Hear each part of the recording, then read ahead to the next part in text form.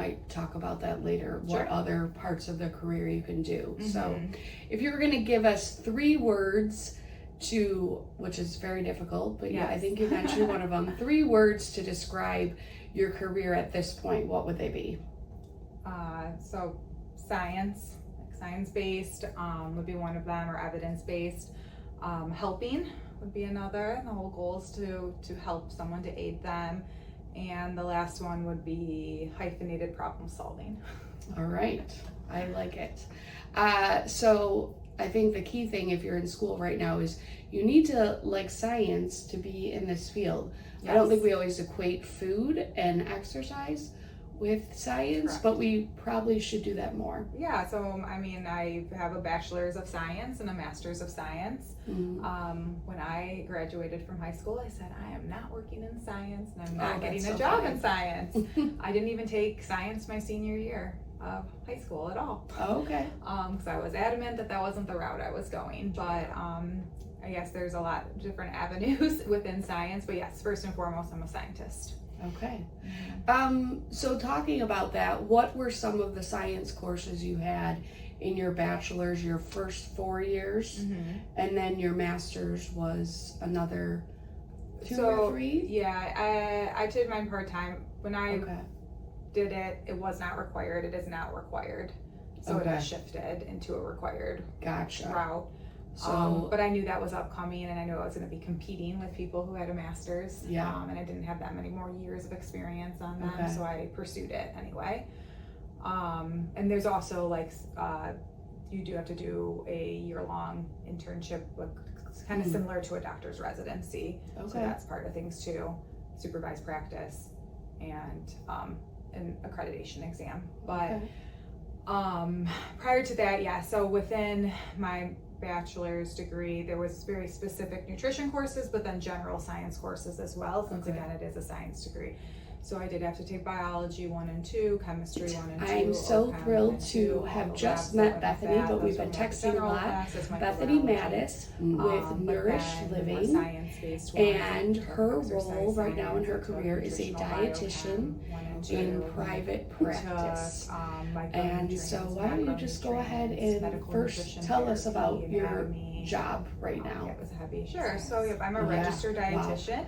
As someone who said they weren't going into science and did not do any science, that feels like an amazing, like you know so much. But it was a heavy load in college for sure. But that's awesome. So try to well, we need the scientists for sure. So using medication, why don't you tell us a little bit about like the tools you might use in this role, your current role of meeting with people individually? And move our bodies every day. Private practice, is there room to make changes my tools are probably more related to a few things. One, building rapport, or the outpatient person in the chair to connect with. So us connecting, we're chatting. So I'm and to trust me and to want to facilitate some of those engaged changes. I might not be the right fit for everyone. I don't know personally. I think to be successful, you have to find the right resources. Where we can so part of that's creating trying to create a comfortable, inviting space closer to where they need to go. That which is a little bit different than dietitians may work in other areas. Certain things to help teach.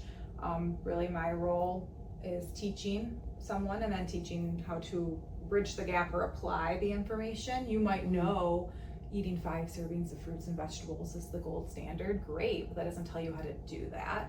So part of that is what can I use to help make that feel doable. So I have, I can actually grab it.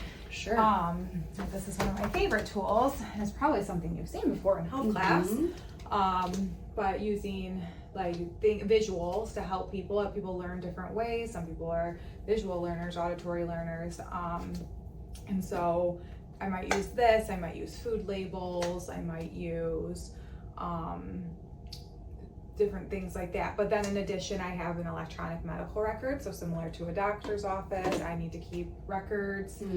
Everything has to follow the laws of HIPAA. I need to have consent to treat somebody. And so I purchased a program that I can do all my charting, and within that portal now it's like an app, and I can do other things. I can do virtual visits. I can chat securely with people. They can take pictures of their food and upload it if they want my feedback. They can do journaling. They can log their hunger, their fullness, or other symptoms they're having. They can set goals. They can review documents. So it's really kind of shifting into this more like electronic tools. Yeah. Which is not something I ever anticipated when I opened my practice. Okay. I never wanted to do virtual, but I opened it during January of 2020, and COVID happened shortly after that. So I had a little shift quickly. Yeah. Okay. That's great. When you were 10, what job were you thinking about when you were 10 years old? I thought, when I was 10, I thought I was going to be a detective, but I quickly geared past that shortly after, and I really wanted to go into journalism. I thought I wanted to be on the news or a reporter, or even just writing for newspapers, things like that. Hence why I said I was never going into science. I started off as an English major, but I realized that I can use the skills of writing in any field. So I could shift that, and even as a dietitian, I often am doing writing. Now, to become a dietitian, you don't absolutely have to get a bachelor's degree in nutrition and dietetics. I did. My school offered that. Research articles for peer-reviewed journals before, health science background, blogs, exercise science, now with social media, biology, a ton of writing that you can do. Pre-med based. So I was kind of like the master's association. I can incorporate that other places. How that's what would be pertinent now is, so you do that with the University of Dayton in Ohio. There are lots of being a reporter and then studying a lot of really hard things in college to get to this point. I love that journey. Madonna University does, Wayne State does, lots of places, Oakland does, I'm pretty sure. But then from there, it's different than how the route that I went. Now you would apply to a master's program, and it would include your supervised practice within it, which was different than how it was for me. For me, I had to apply to programs for my internship, like similar to a doctor route. I went through the same placement program that they went through. You either got placed with one or none. There was 5,000 applicants and 2,000 spots. It was highly competitive. But now you could apply to 8. I'm not saying that still isn't competitive, but you could apply to like 8 grad schools and maybe get selected into 3 and choose which one you want, kind of thing. And then that is included in it. So, and then my master's is also in dietetics and nutrition. I did that through Central while working. Okay. All right, good to know. And there are options in Michigan, and it's good to know that some people may be in this field with a slightly different major. But it sounds like you are expert of experts because you did all of this exact major. So, so your practice is called Nourished Living. Yes. And what would a typical day, which I know a lot of people never have a typical day, but how would you describe a lot of your days? Sure. So since my day is primarily focused on nutrition counseling, that is what my day looks like. So I can come to the office, I'll have patients scheduled, so appointment time set, I manage my whole schedule, I do all of my office work, all of my accounting, billing, bookkeeping. I'm just like a one-man show. There are practices that are larger and have other people who might do that. It just doesn't work, or I just don't have the need for that at this time. But typically I'm going to come in, I'm going to prepare for my patients in advance, I'm going to review their medical histories and information, their medications and supplements. If it's someone I'm already familiar with, like we're doing a follow-up, I'm going to review what we talked about last time, what our goals were, things like that, and then I'm going to prepare for my patient.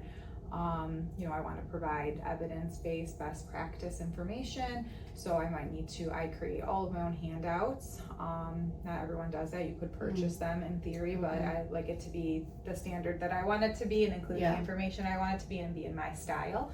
So it took me a lot of time. Now I don't have to do as much of that because I already have it. But in the beginning, or if I come up with something, a little bit different than I've seen in the past. So I kind of pull what I need. I create a little folder for them. in an appointment, the first part of that, I'm doing a clinical assessment. So I'm assessing the person in front of me. I'm getting, again, gathering information.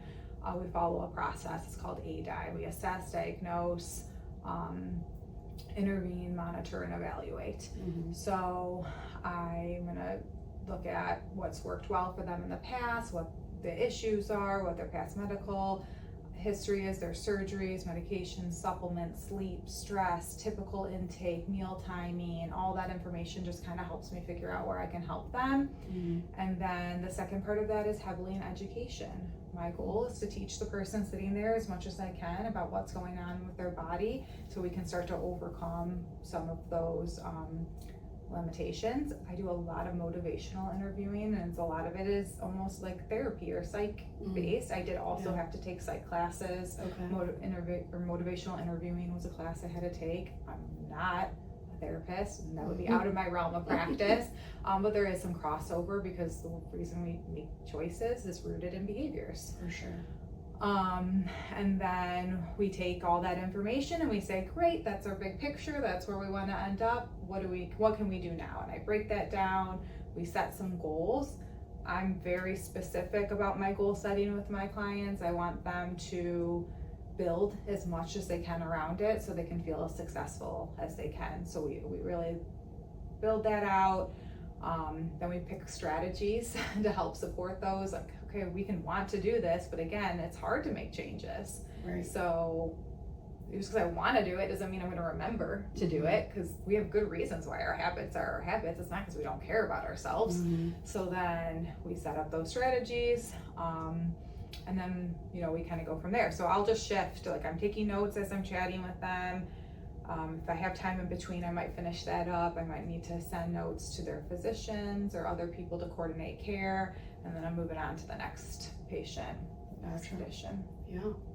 So what I'm hearing is you have all the information you learn in trying to help your clients, prepare for your clients, but also tech skills, because you're running your own practice. So tech skills, I know you have a website to keep up. You do yourself? I wrote my whole website, but I did hire someone to build it. Okay. But then still bookkeeping, which is handling the finances, billing people.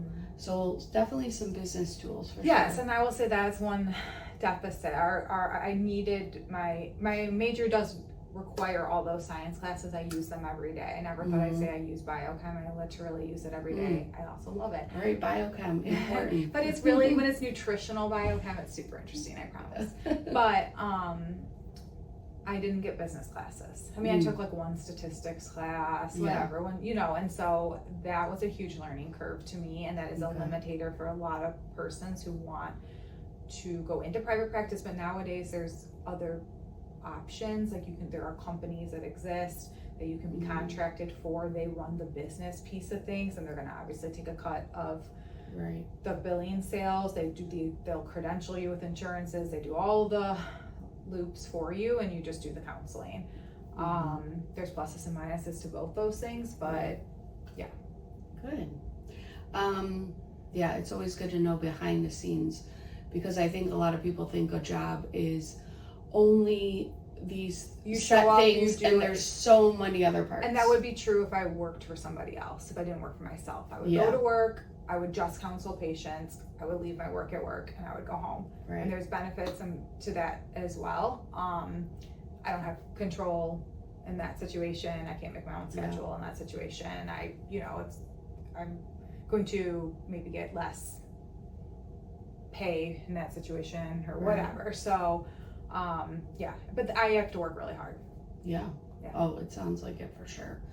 You talked about your own flexibility, making your own hours. Would you say that's the best part of your job, or is it something else? Well, the best part of my job is seeing people feel really proud of themselves and make progress and change. I mean, that's what's rewarding. I don't know that at this point in my life flexibility is super important to me and my family. Yes, 100%. But I don't know, flexibility is important, it's not the best. Okay. If that makes sense. Both those things can be true. Yeah, absolutely. What advice would you give to kids in maybe that are 8 years old or older, middle school, high school, if they were interested in this career? What would you tell them at that point in their life? I would say that if you're interested, you want to take your schooling seriously. You want to be able to get into or have the potential to go get into a 4-year degree. You might do a 2-year track first and then transfer your credits to, make it a more cost-effective method. That's totally reasonable. Nothing wrong with that at all. But it is a competitive field because you have to do this master's program. There's only so many spots. The internships with hospitals, there's only so many teaching hospitals that are going to be affiliated that are going to take you on. So you do want to be prepared to get into a university that offers the track that you need. And I also think you want to be discerning. There is so much information out there. The wellness industry is a multi-billion-dollar industry. Guess who its target market is? We all are. And so a lot of that information isn't great information, and it can be really easy to get sucked into it because they're good at what they do, which is marketing. And so you're kind of competing against that, but just because if you have an interest in something, you don't want to get like too involved in some of that noise. It's really important to have like healthy boundaries around it and informed boundaries around it. So I don't really generally, myself personally, I don't follow any nutrition related accounts on my social media. I don't buy into all of those things because I want to make sure I'm doing evidence-based informed things. Okay. And why don't we just talk about evidence-based a little bit? Can you clarify what that means for someone who might be younger? Sure. So that just means that I am using information that people have gotten through research to decide what I am doing. So as another term that you're going to hear, maybe we'll hear something called best practice. That doesn't also help describe or explain it, I understand. But there's lots of people way smarter than me who are conducting research studies that are looking for outcomes for specific things. So if they learn that, for example, that eating a ton of trans fats will affect people's heart health, then they're going to see that repeated in studies over and over again. And so then I can say with some level of confidence that that's something I can share with my patients. But if Susie the influencer says that eating trans fat is the greatest thing ever, I don't know where she's getting that information. So that's probably not something I want to share with my patients. So I'm using research articles and things like that to drive the information that I'm sharing. Gotcha. Thank you for clarifying that. Who would you say this career is not for? Yeah, I mean, someone who doesn't want to take all those science classes, which is totally fair, probably isn't going to be for you. I think somebody who doesn't want to get to know people or be with people. I'm not gonna lie, like I knew I was interested in medicine at some point. I got there. I knew I was interested in medicine, but I knew I maybe didn't want to be like a nurse, for example. Nurses are fabulous angel human beings. It's not personal, it's that I don't like touching strangers. So while I have to do a little bit of that when I work in a hospital, a little bit of touching, it's not to the level of care that they're providing. So that just like wasn't a great fit for me. But I have to be really good at talking to people and then motivating them and encouraging them to make changes and problem solving. So if I don't like to do those things, talk with strangers or build relationships, then that's probably not right for me. I also have to be push myself to be up to date on things. Science is always changing, it's always changing, and so I have to be like a little bit self-motivated. So if I just want someone to kind of outline what my day needs to look like, and again, there's nothing wrong with that too. There's lots of careers that look more typical, that might not be the right place for me too. And if I have a bad relationship with food or with my body, I don't encourage going into nutrition because you don't get an escape from it. you're talking about food and nutrition all day long. You eat, people make comments about it all day long, and so it can just maybe make some of those feelings worse. And we don't want to live life that way. So I don't think it's right for people who maybe are struggling with food choices or the way they feel about themselves. Yeah, I could see that for sure. Where do you see Nourished Living in 10 years or continuing, going a different route? That's a great question, and question I evaluate often. Okay. Counseling is a high burnout field. I will be very honest about that. People are paying for me not because maybe they don't know what to do, but because like they don't have the capacity to figure out how to apply that, and that's okay. But I'm the problem solver. They're presenting all their problems to me, and I'm analyzing that and trying to solve it, right, or help them solve it. I can't do the work for them, but so it is a high burnout field. I do periodically feel burnt out, but I try to break things up with other things, which I have the option to do with private practice. So I will do public speaking. I've gone to companies and have done presentations or things like that. I can do writing. I teach cooking classes to children. I teach selective eating classes. I do like wellness days at schools or things like that. So that provides me a little bit of variety. But if I were to say, as of tomorrow, where can I see this going? I do want to get more into like the culinary aspect of that. And I don't have a specific culinary degree. However, one other science class we actually had to take was food science. And there was a food lab, which was kind of cool. So there was like, in this specific class, there was about 4 or 5 stations, and we all had the same recipe, but there would be slight variations to it. So maybe this person had was low fat, and then this person made the recipe as is, and then this person changed the sugar, and this whatever. And so then we would go through a lab, just like any other lab, and say like, what were the differences? What were the similarities? How did that change it? And so I do have quite a bit of culinary experience, while I'm not a chef. So I'm looking at renting a space that includes a kitchen and maybe getting into some video blogging education, or a passive form of income where I build a program that's housed on the internet, and I don't have to do all of the individual teaching, but someone maybe more widely available could come in and purchase a program that I've already created. And learn as they go. And that might be like a meal prep class. That might be, I don't know. I'm starting to think about how I can shift. What I hear you saying is you help people when they need a problem to solve, and you enjoy that, but you're exploring maybe working with people to prevent the problem from happening and educating people with cooking classes and or giving them the tools before they have the problems. Or or even if they already have it, it's a different way to provide a solution. So instead of like maybe my approach is very individualized, right? I'm one-on-one with somebody, and so it's tailored completely to them. But this would be more like, how many busy working adults struggle with meal planning? Or how many busy working adults struggle with, I want to get into meal prep, but I don't know how, or whatever. So it's still providing the solution or the application, but it's targeting a larger audience instead of the one-on-one piece. All right. Well, I think we talked about a lot of good things. We're going to have some fun with the snacks in the Copeland's closet pantry. Cool. Do you mind? Not like everything I pulled out, I think she's going to really like. But it's real life, so we'll try that. Yeah, right?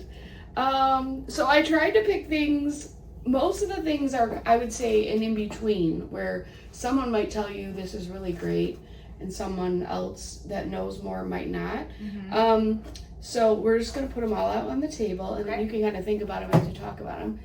Jif peanut butter, definitely a favorite. I am only a Jif girl. I don't want to eat anything. Right? This is a new thing, the organic chia seeds, but everyone wants protein. I have 4 kids, 3 of them are just the protein all day. But then someone else at work told me it was the fiber. So either way, I don't consider chia seeds protein. So yes, fiber. Okay, yeah. See, that was probably someone online saying, do this. Okay, of course the protein still, this is the Trader Joe's, and I'm not working for any of these companies, okay? Whey protein to add to make smoothies. An avocado, just good old avocado. This I actually ate this morning. Delicious. I think I ate healthy eggs and this because you knew today, and I do eat those typically, but it was just funny that it was right before here. This is my most favorite yogurt my friend brought to work, the Greek goddess, whatever. Tastes like eating ice cream. Supposedly has protein, and I don't know, seems better than a lot of snacks. We've all eaten too many of these. They're just convenient. Not my like favorite, but they work. Yeah, sweet enough. One of my kids, they know who they are, had allergies for nuts and could eat those, and probably has eaten way too many in their toddler years. And then this was there. That's a but favorite. I told her on the way here, don't have a heart attack, but she said she's seen that. I've seen it all. And, I admit, 3 times a year, this tastes so amazing. But one of my kids really likes them. Mm-hmm. All right, so if you want to talk about these for a minute, your thoughts. Sure. Well, I guess my first thing that I would like to say about that is just that we love to categorize things. That's how we make sense of our world. So we want to make everything into these lists: good, bad, healthy, unhealthy, yes, no. But life isn't actually like that. We live in a lot of gray area. There's nothing wrong with us trying to categorize things, but it doesn't always help us out. It can backfire. So with nutrition, I think it's really important to kind of ditch those labels a little bit, because there are valid reasons for eating beyond just nourishing our body. Yes, nourishing our body is super important, and we want to think about that most times. But if eating something brings me happiness and satisfaction, that is an equivalently healthy reason to eat something. Now, I can not only eat something because it makes me happy, I need to still worry about nourishing my body, and again, doing that most of the time, but I don't need to enter into this restriction mindset so much. So with that being said, all of these foods are healthy for different reasons. You said peanut butter first, so this is also a favorite in my household. Peanut butter is great. It is a quick, convenient protein option.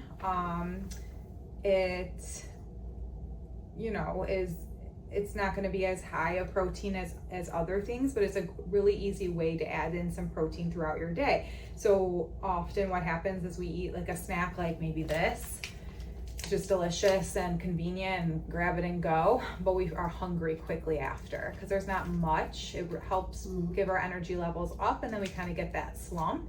It doesn't really have much to stay with us. But then if we pair it with something that has a little bit of protein with it, it digests slower, so we feel fuller longer, and our energy actually releases a little bit slower, so we have more stable energy levels. Neither of these things are maybe that great on their own. If I ate 100 calories of this, I don't know that I would feel that full. That's the size of my thumb. Probably isn't really going to resonate with me, even though it was 100 calories. This is probably, this is also 100 calories. I get to chew this. It's a little bit more volume. I might feel fuller for a second, but it's not balanced. So if I put these two things together, I'm going to do it better. All right. And then these loose top, just because called it. Yes. I mean, it's there, but yeah, I hear you. These chia seeds have a little bit of protein, but protein is kind of like a buzzword right now. Again, those marketing people are really good at what they do. It is important, but it is not the only important thing. Yes, this is a source of fiber, a very high source of fiber. You can't see the food label, so I'm just going to tell you, but it says a serving size, which is 1/4 of a cup, which is honestly a lot. Most people just kind of sprinkle it on their food, but that's... Yeah, 1/4 cup. I was like, not happening. Yeah. Yogurt or whatever. Yeah, we have to make like an overnight It's too much seed, but it has 10 grams of fiber in it. The average American gets about 12 grams of fiber a day. So it almost gets what everyone gets in a day in this 1/4 of a cup. but we need like 30 grams of fiber a day, 25 plus. So we all have room to improve there, myself included. And so what fiber does actually is we can't digest it or absorb it. So it sits in our stomach and it helps us feel fuller longer, helps release that energy from the foods we're eating slower so we don't get that slump. And so instead of thinking about, oh, this is unhealthy, I shouldn't have it, it's actually better to think about, what do I need to add to my something to make it more nourishing, and that's often fiber. So this is a great source of fiber, easy to sprinkle on things, or add into oatmeal or smoothies or stuff like that to kind of get that. All right, yay. Oh yeah, we already. And then, well, let's say ramen first. Oh yeah, we can move these. So protein powder, I appreciate the desire to add it to something to try to get that balance. Like I talked about adding the peanut butter for the protein. Basically someone saying, okay, I want to make X, it doesn't have protein in it, I recognize that, how can I overcome that? Great, but in general it's best to try to get our nutrients from food, not from supplements, right? This is artificial, it's made, it has a purpose. It's okay to pick something sometimes because it's convenient or because it's better than nothing. That's valid as well. But I would rather you put this in your smoothie, which is real food, and it's also going to give you protein, than maybe using something that's been created in a lab that isn't real food. I love how it's like everything has a story. It's not just tastes good or the label. I love it. Yeah, sorry. I'm like, trying to make it. No, don't say sorry. I'm loving it. So same thing, yogurt. Yogurts are great. They have the calcium, which is really important for your bones, vitamin D. They can have that protein. Not all of them are going to be high protein. You've probably seen the buzz of like Greek yogurts, things like that. And even though this is called a Greek yogurt, it's not as high in protein as other Greek yogurts. It's about 1 protein serving, when usually meals are closer to about 3 protein servings. The other thing is certain yogurts will have a lot of added sugars to them. So there's natural occurring sugars. We don't have to worry about those. That's just how the food exists. But nowadays labels will also tell us which ones were added. So it means they took basically an equivalence of like table sugar or something like that and put it into the food to make it taste better. We want to try to pick when we can. It's not going to happen all the time. We can pick something because we like it, and that's okay. Ones that have lower added sugar or maybe a little bit more protein, those things aren't usually as delicious. So that's where I say like throwing that into a smoothie instead of protein powder, you're going to kind of disguise maybe some of that taste. Okay. And then the avocado, this is a perfectly ripe one, man. It's going to be beautiful when you cut into it. Yeah. This is a healthy fat. Again, I don't really love the word healthy, but fats that grow from the ground that are liquid based. If you think about the greasy part of the avocado, that is best for our hearts. So like the oils that are liquid, not the greasy part of the nut, this coconut, the grease, those types of fats, those plant-based fats are great things to add when we're looking to have an added fat, because it's more protective for our hearts. Okay. And then lastly, ramen noodles. There's a place for ramen noodles in our lives. Oh, yay. I think where people get a little jammed up is this pack of ramen noodles. If you were to look at a food label, which you probably aren't looking at it, and that's okay, but it says the serving size is 1/2 pack. No one needs a half a pack of ramen noodles. Everyone eats the whole thing. So it's more that a pack of ramen noodles needs to be more like a meal and not a snack, because it's, or eat the half of the pack, because it's just, snacks are meant to tide us over. They're not meant to be super heavy, things. So this would fit more comfortably as far as like the nutrients as a meal if you're going to eat the whole thing.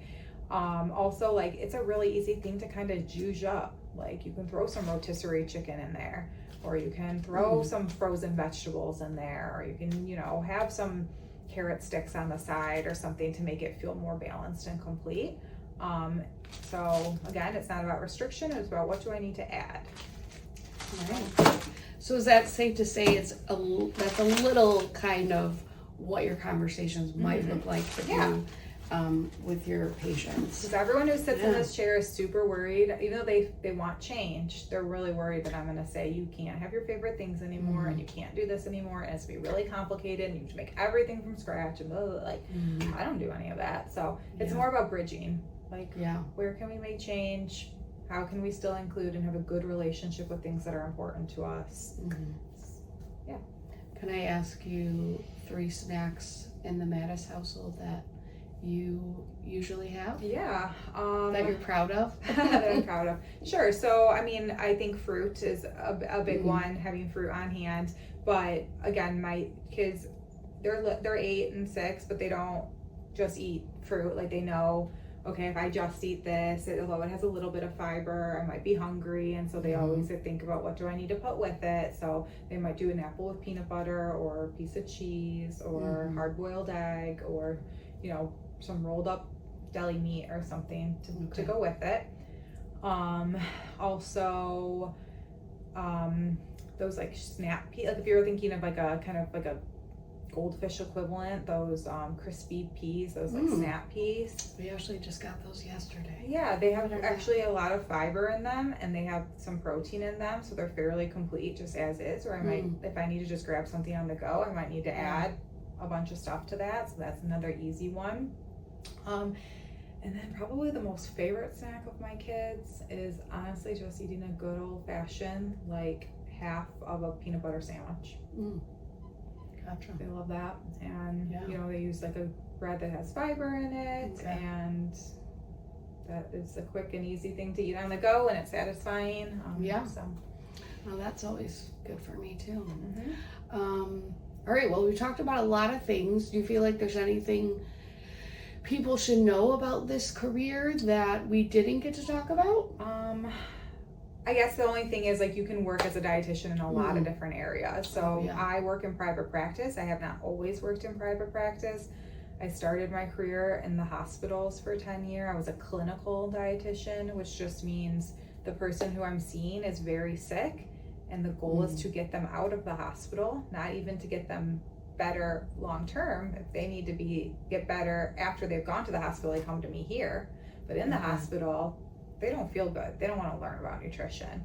So it's more like, what do I need to do to make them healthier? So I might be prescribing them certain vitamins to heal their wounds. I might be prescribing them a certain level of protein. If they're malnourished, I might be prescribing them a different level of carbohydrates if their blood sugar is too high. If they are on a ventilator, they're really sick and they're unconscious in the ICU, I might be deciding how we're going to feed them at all. Am I feeding them through their nose into their stomach? Am I feeding them through their veins, depending on the reason that they're there and other factors? And then I'm prescribing all of their nutrients. So it's a lot more like, how do I get this person well enough with the addition of their medication and other things so that they can go home?